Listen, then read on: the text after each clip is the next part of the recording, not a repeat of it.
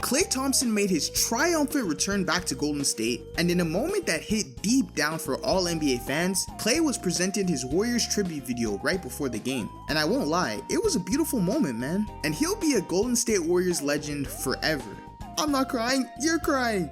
But those first few possessions, seeing Steph and Klay guard each other seemed so surreal, like some weird parallel universe. Though things got straight to business quickly after that. Both Splash Brothers came to play, each taking turns trading massive momentum swinging buckets back and forth all game long, and pulling out all the best back-breaking taunts every chance they got. Klay finished with 22 points with 6 threes made, and you could just tell he wanted to get this win badly in his first game back in the Bay with his new team. Curry poured in 36 points, 9 assists, and drained 5 threes. But it was that fourth quarter specifically where he went absolute supernova. He went on his own personal 10-0 run to close the game, and ultimately willed the Warriors to the victory. And after nailing his most lethal dagger of the night, he made sure to remind the home crowd whose house this is. It was just cinema, I tell you, cinema. Oh, and major props to Draymond Green defensively, cause it seemed like whenever the Warriors needed a crucial stop down the stretch, he was there to get it.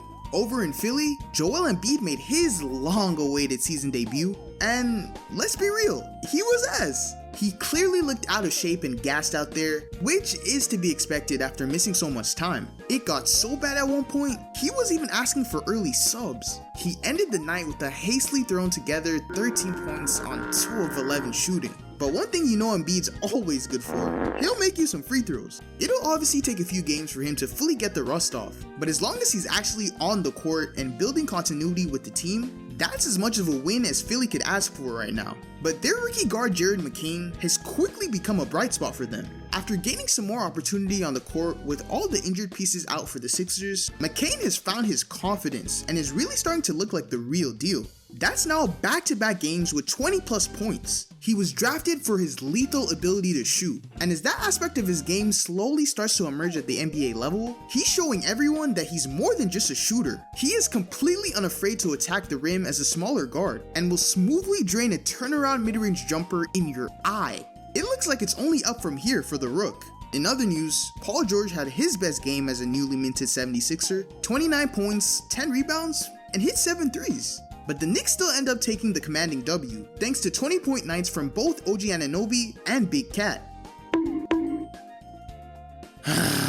Somehow, my precious Miami Heat keep inventing more heart-wrenching ways to lose basketball games. This time around, completely squandering a Tyler Hero masterclass. Hero drilled 5 threes in the fourth quarter, 3 of which miraculously came within a 50-second span, with the final one ultimately tying the game and dragging Miami's seemingly lifeless corpse into overtime. Tyler Hero would finish the night with a 40-point bomb and a career-high 10 three-pointers made to go with it. He's been nothing short of spectacular all season long and really hasn't gotten the level of recognition he deserves for it. But hopefully a performance like this puts a lot more people on notice. But we're getting ahead of ourselves. Right now the game's still in overtime and both teams have now thrown their respective punches in hopes of stealing this win. And Mr. Hero should have had himself an OT game winner right here.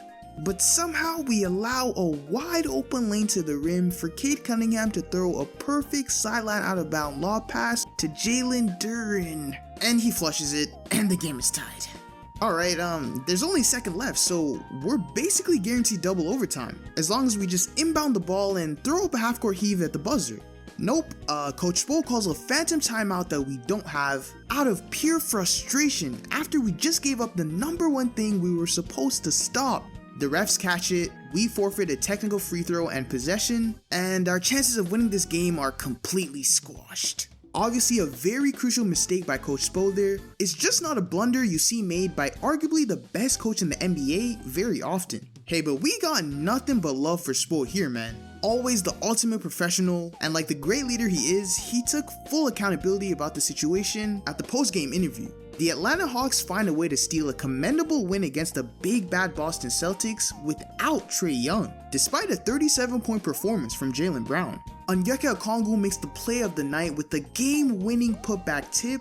Jalen Johnson showed out with a triple-double. He saw the Hawks were missing some key playmaking on the court with Trae Young out and said, bet. But it was that man Dyson Daniels that really stood out in this one. He went for 28 points, 7 assists, and a laughable 6 steals. And this isn't just a one-off. Daniels has been on an absolute two-way tear recently. Those steal numbers don't even look real.